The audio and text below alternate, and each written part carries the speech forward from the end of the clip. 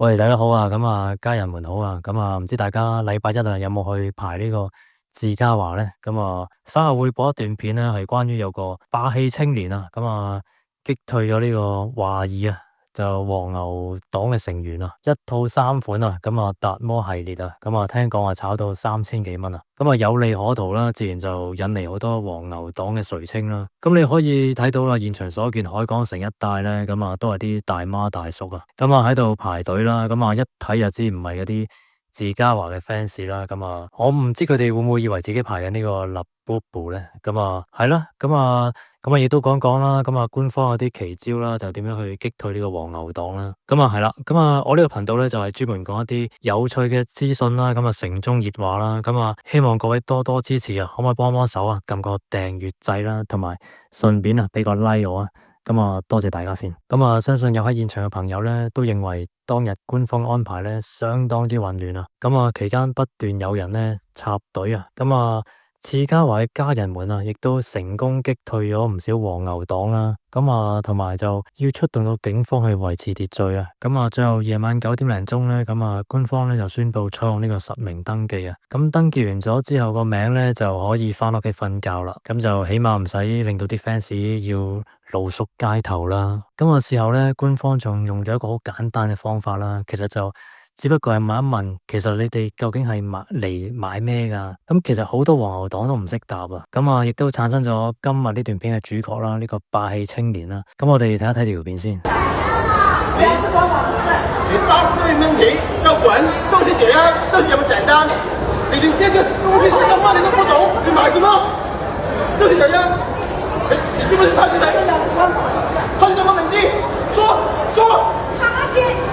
什麼？哈馬奇系列。哈奇蛙嚟啊！他媽的！他媽的！我問你，他是什麼名字？你都答不出來。你什麼人？我來買東西不是來考試的，是不是？你搞什麼名堂？你要是幫我是不是？什麼時候這是什麼商場啊？變得這麼垃圾了？這麼垃圾的商場哪有？東平東正排隊，沒錯，上廁所也不是。現在就拿兩個證件就是你不能買，什麼原因？各位大媽都幾好笑啊，真係自信滿滿啊！答呢個青年啊，就我嚟買呢個卡瑪奇啊！即係跟住嗰個青年就真係忍唔住就回佢一句他媽的啦！真係都幾好笑啊！真係其實嚟買咩都唔知咧，真係好明顯咧，好大機會係黃牛黨啦，但係亦都有網民咧就持相反意見啦。可能佢哋覺得有機會咧，會唔會係佢哋啲阿爺阿嫲嚟幫手排隊啊，幫啲孫仔啊？唔識個卡通人物點樣讀都唔出奇喎。呢個留翻俾大家自己判斷啦。就係啦。另外我又見到段片咧，就嗰啲官方職員咧就嚟考嗰啲買嘢嘅人啦，就問佢呢套卡通片咧究竟係幾長啊？有幾長啊？其實呢個問題都有啲深噶。我覺得可能真係純粹有啲人真係啊，淨係中意嗰個自嘉華或者 Wazaki 嗰個樣啦，就未必真係睇佢套動畫都唔出奇嘅，真係。變咗答唔出咧，都真係會可能情有可原嘅。比較用呢個方法就比較難度有少少難啊。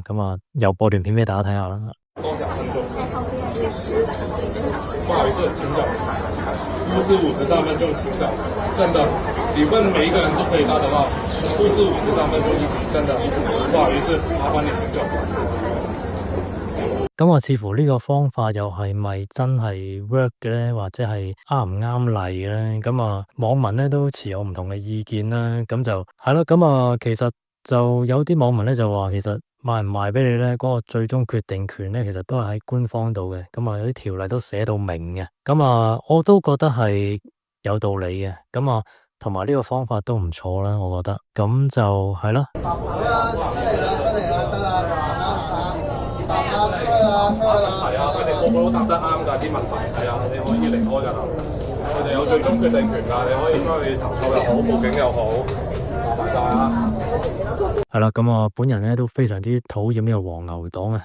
之前試過買啲演唱會飛咧，就算你幾早啊，幾有準備啊，都唔夠啲黃牛黨快啊。佢哋因為非常有組織啦，同埋非常之多人啦，就係啦，就今次官方咧呢個次嘉華官方咧用啲奇招去擊敗呢個黃牛黨咧，咁啊令到網民咧一致叫好啊！咁啊次嘉華嘅 fans 啊，大家都覺得好爽啦嚇！咁啊係啦，今日我嘅分享係咁多先啦。咁啊我呢個頻道咧係專門講啲熱門話題啦，同埋一啲有趣嘅資訊嘅。咁啊希望大家幫幫手啦，訂閱我嘅頻道啦，咁就中意我嘅分享咧可以俾個 like 我啊！咁啊多謝晒大家先，拜拜。